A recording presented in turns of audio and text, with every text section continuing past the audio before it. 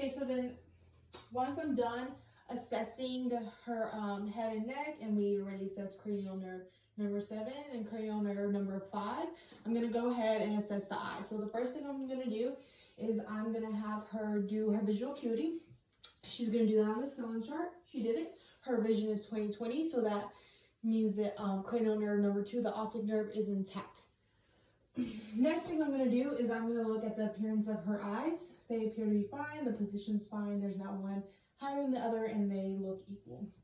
Next, I'm going to warm my hands up a little bit, sorry. And then I'm going to palpate her lacrimal apparatus. I'm just checking for any tenderness. I don't see any. You can open your eyes. And while I'm here, I'm going to look at her sclera and her bulbal conjunctiva. I don't see any pallor. Her sclera is white. I don't see any signs of discharge or infection at this time. So next, we're going to go ahead and take our pen light, and we are going to test her eyes. The first thing we're going to test is her pupillary response to direct light. So we're just going to shine the light in one eye. And her eye does constrict, so she does have direct pupillary response. Next, we're going to test the indirect, which is consensual pupillary response. And we're going to do that by shining the light in this eye and seeing if both eyes constrict simultaneously. And they do. So once we have done that, next I'm going to test for accommodation. So I'm going to have you look here. And then now focus. And her eyes did constrict when I did that. Next thing we're going to do is we're going to test convergence. And this is when we're going to come in and test cranial nerve number 4, the trochlear nerve. And we're going to do that by having her follow this. Also, I can say Perla is intact now that we already tested accommodation. So go ahead and follow this. Her eyes did constrict, so cranial nerve number 4 is intact. Next thing we're going to do is a 6-point gaze, cardinal gaze. And this is going to assess cranial nerve number 3, which is the ocular motor, which has to do with her motor, her muscle movement of her eyes. Cranial nerve number 4, which I said earlier is the trochlear, which has to do with the superior oblique movement of her eyes. And then we're going to test number 6, cranial nerve number 6, which is abducens, which has to do with the lateral movement of her eyes. So I'm going to test that now. Please follow my pen light.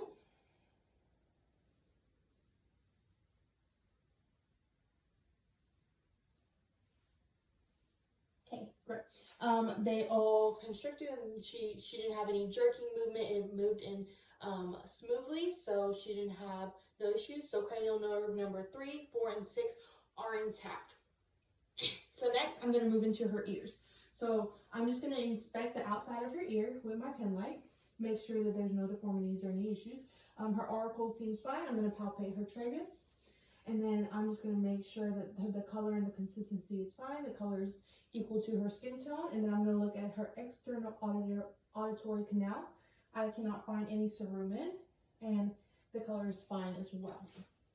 So the next thing I'm going to do is I'm going to test cranial nerve number 8. That is the acoustic nerve. And I'm going to do that by doing 3 different tests. The 3 tests is I'm going to do a whisper test, a Weber test, and a Ryan test. So for that, I'm going to need you to stand up, please. And if you'll face towards the camera and move forward, please. And then if you'll cover your right ear, please. I'm going to whisper something in your left, and you tell me what you hear. Okay, now cover your left, please. Hair. Okay, so you can have a seat now. Her whisper test is negative. And next thing we're going to do is we're going to get our tuning fork, and we're going to check the Weber test. So we're going to do that by striking the tuning fork and placing it on the top of her head, and she'll let me know if she can hear in both ears. If she cannot hear in both ears, that means she could have conductive hearing loss, and we don't want that. So I'm going to strike in place on top of your head. Yeah. You're able to hear in both ears? Okay, thank you. So next thing we're going to do is we're going to check, so the Weber's test is negative. We're going to check the Ryan test. The Ryan test is 2 parts. So we're going to strike the tuning fork. I'm going to place it on her mastoid process, and she's going to let me know when she can no longer hear it. And then I'm going to place it by her ear, and she'll let me know when she can no longer hear it. This is testing to see if air conduction is 2 times longer than bone conduction. You always want air conduction to be 2 times longer than bone conduction. So while I do this, I will be timing her.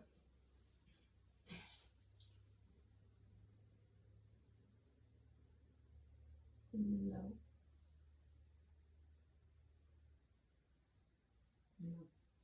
Okay, so air conduction is 2 times longer than bone conduction. So cranial nerve number 8, the acoustic nerve, is intact.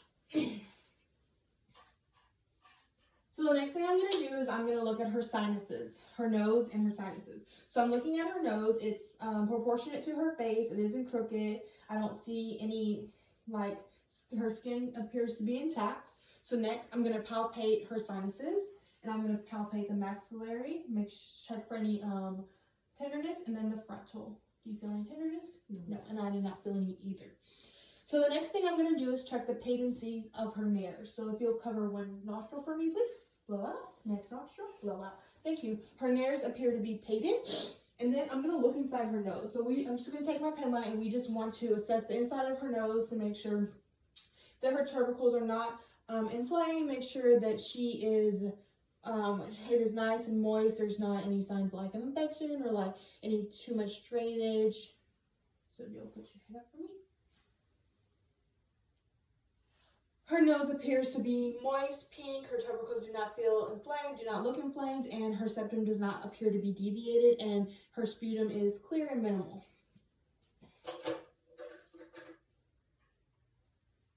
So now that we've finished the nose, we're going to go to the mouth and throat. So the first thing I'm going to look at is I'm going to look at her lips. I can see her lips. Her lips are symmetrical to her face. It's not one side is lower than the other. They do not appear to be dry. I don't see any lesions on the outside. Can you please smile for me? I'm going to assess her teeth. Her teeth seem to be in good condition. And then I'm going to look at her gums. So I'm going to get my pen light again. Her gums appear to be moist and pink. And then so I'm going to have her open her mouth. And when she opens her mouth, I'm going to look at her buccal mucosa, her hard palate, and her soft palate. Okay, so her hard palate is white, her soft palate is pink, and her buccal mucosa is pink and moist, and I do not see any lesions, canker sores, or anything out of the ordinary there. And then I'm going to have her say ah, and when she says ah, I'm going to be looking at her uvula. I'm going to make sure that her uvula is midline, and this is going to assess cranial nerve number 10, which is the vagus nerve. Okay, her uvula is midline. If you can go ahead and stick out your tongue for me, please. And I can see her tongue. Her tongue appears to be normal size, no abnormalities, no hairy growth on it. It's not swelling. And I did see her tonsils. They're barely noticeable, so they're grade 1 in tonsil.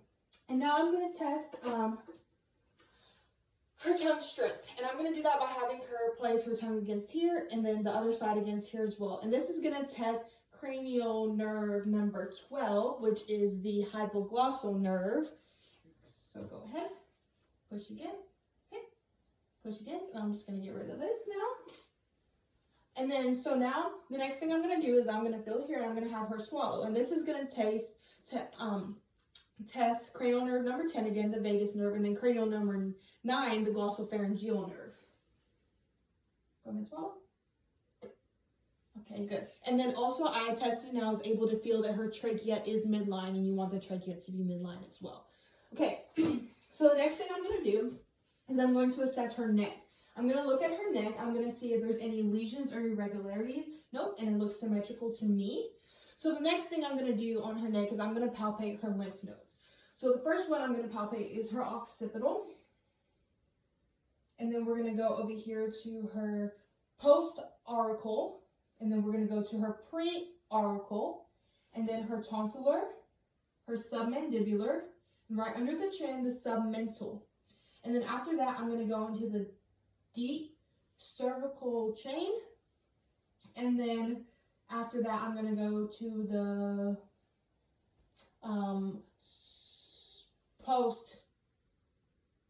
the deep cervical chain is here.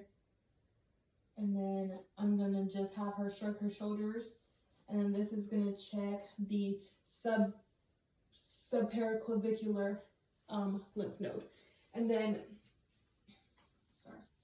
so then I've assessed those. I don't find any lymph any masses. They don't appear to be swollen or any issues.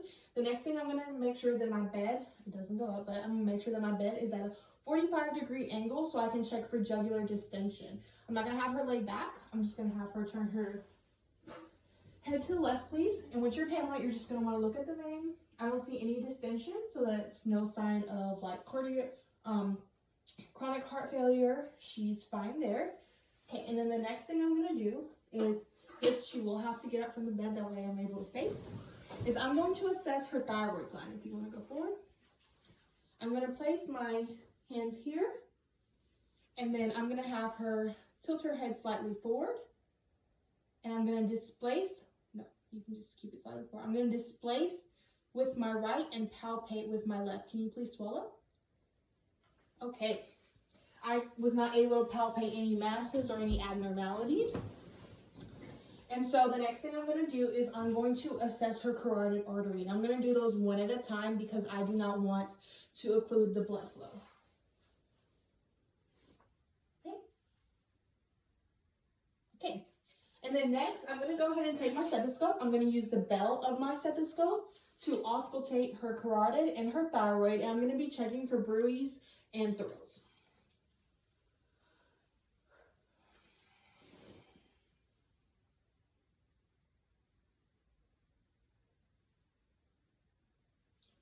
I do not hear any bruits or thrills. That is normal.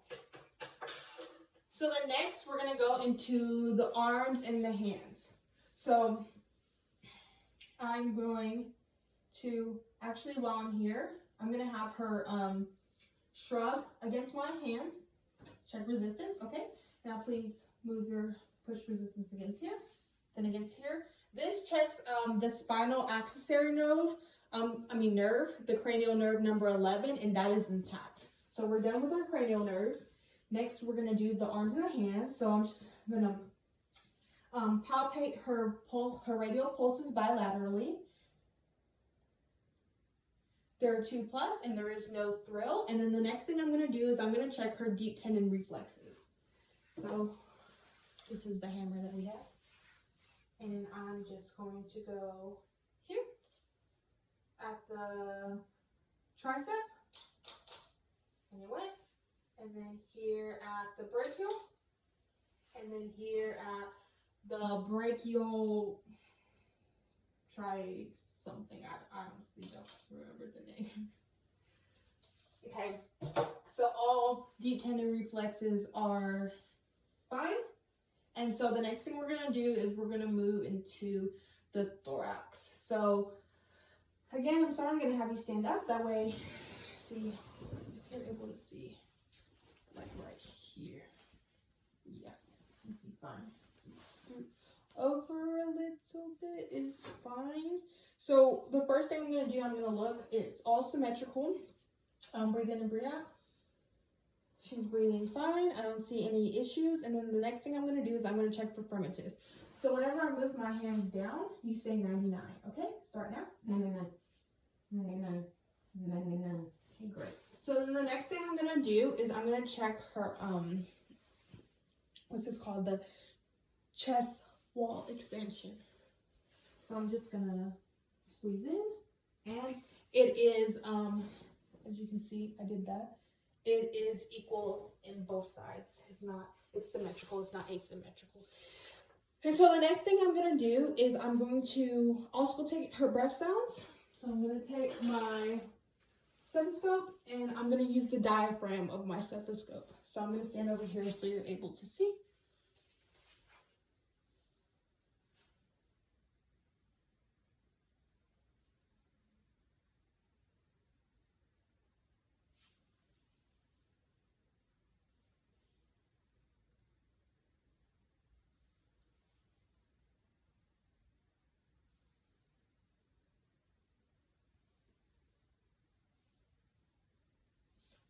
Okay, her breath sounds are normal. I cannot find any adventitious sounds.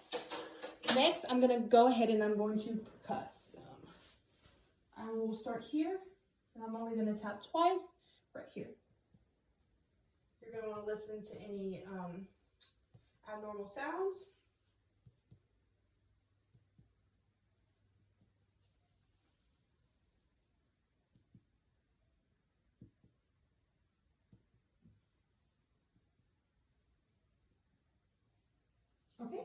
So then you can go ahead and sit down. Okay.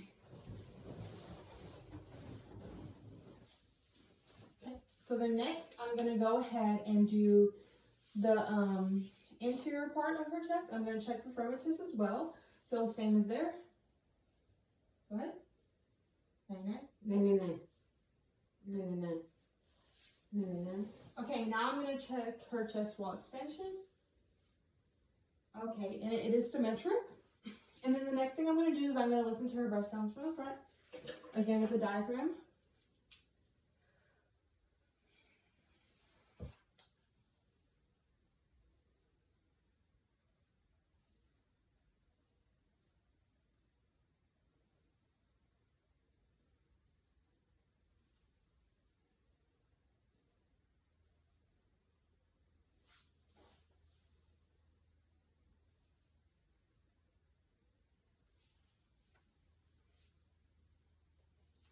Okay.